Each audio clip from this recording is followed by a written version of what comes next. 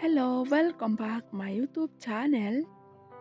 Alengin ya pe ya kane kalching hikai ngawan ra shapi ki kentien ki bang ni shai pendan kam ha ba kren pareng man la kasngi.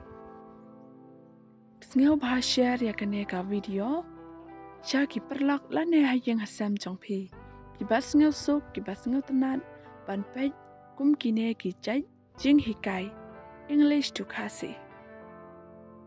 What time did you wake up? Kasi, kat no baje phi shake thia. It may rain today. Kasi, kala ban hap slap benta kasngi. It depends on the weather. Kasi, kasyong ha kasun benang. He want to know when you will come. Kasi ukwa bantip lano pinwan. Thank you for your cooperation. Kasi kublai shibon ya kajing yatray alang jongpi. How much does it cost per day? Kasi kat no kasyong dot ha ka chisngi. I have a lot of things to do. Kasi nga don shipon kikam ban le. What can I do for you? Kasi ka ấy nga la bad le na ka benta jongpi. I have to leave early today. Kasi nga ha ban mi kaloi menta kasmi. It's all yours. Kasi baro kadai ka jongpi. When will you reach? Kasi lano pinpoy. I'm on my way. Kasi nga dang don halenti. Is everything all right? Kasi baro ki ki biang. He does not walk anywhere. Kasi uklam tray hang no ro. They won't come to participate. Kasi kin wan om wan yashim benta. I can't believe it. You are here. Kasi ngam sngew la ngay ba pindan hang ne. What is done is done. Kasi ka ấy ka ba la đẹp. Don't embarrass me. Kasi what pen lẹ rán ya nga. He has gone to market. Kasi u la lech shayaw. I don't need your advice. Kasi ngam don kam ya ka ching ai ching mot jong pi. It's all because of you. Kasi kane baro day namar jong pi. By God's grace. Kasi da ka ching i sin ai jong ublay. This is not fair. Kasi kane kam long kabakut. You don't have to hide your face. Kasi phim dan kam ban buri ya ka khmat jongpi. I don't need you in my life. Kasi ngam dan kam ya phi ha ka ching im jonga.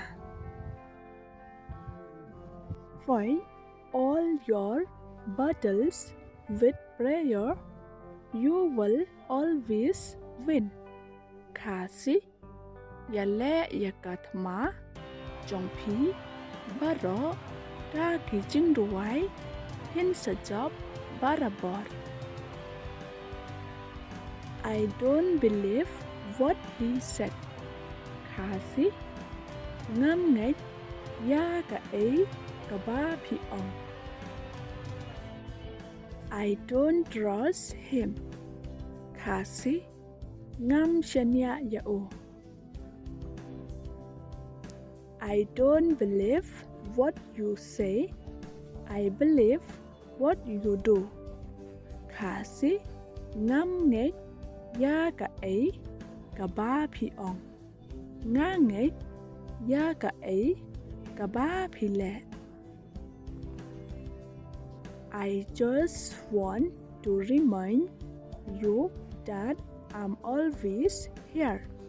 Kasi nga shukwa ban pan kan mau ya phi ba nga don barabor hang ne.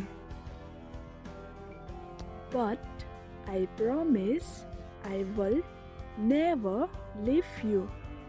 Kasi henry nga kular ya phi ba ngan e no ya phi. I don't have many friends. Kasi ngam don chibon ki parlok.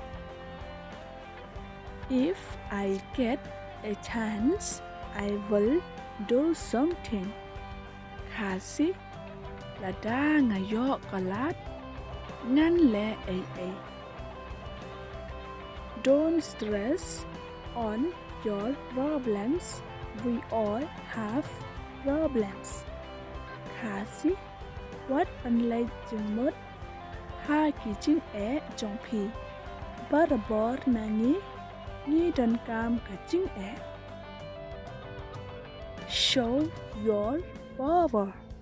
Kasi pan la ka jong ka bor. I respect your opinions. Kasi nga buram ya ka jing sngaw jong phi. I don't expect you will agree with me. Kasi nga klampoy perkhat ba phin ya manjol bat nga. I respect your decision.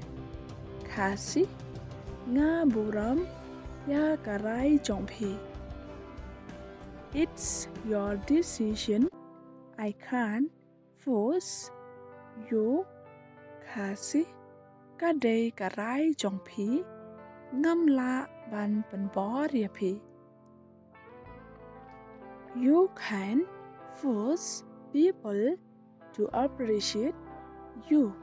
Kasi phem la ban pan bor ya ki breu bakin yaro ya phi. Don't force someone to remember you all the time. Kasi what pan bor ya no ban kan mau ya phi man la kapor. And let them realize how will they be without you in their life.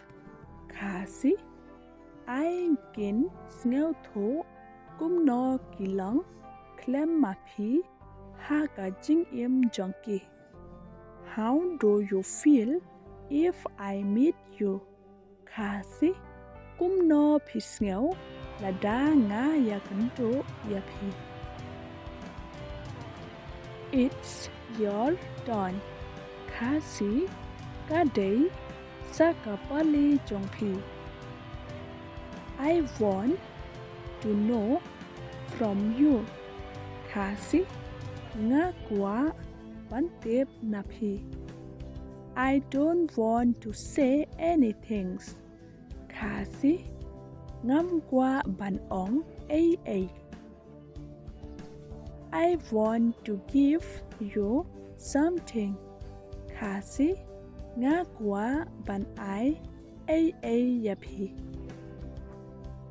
Without your support I'm nothing ขาสิเคลมกะจึงกระชันจงพีงำลง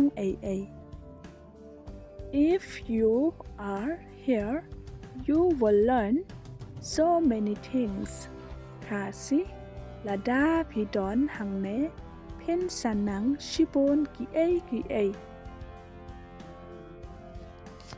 I hope you are with me ขาสิงากระแมนเพ่นดอนหลังบัดงาสเงาพาแชร์เรียกันเนกับวิดีโอชากิปรลักและเนให้ยังแซมจงพีกิบาสเงาสุกกิบาสเงาตนาดปันไปยากันเนกับจึงฮิกาย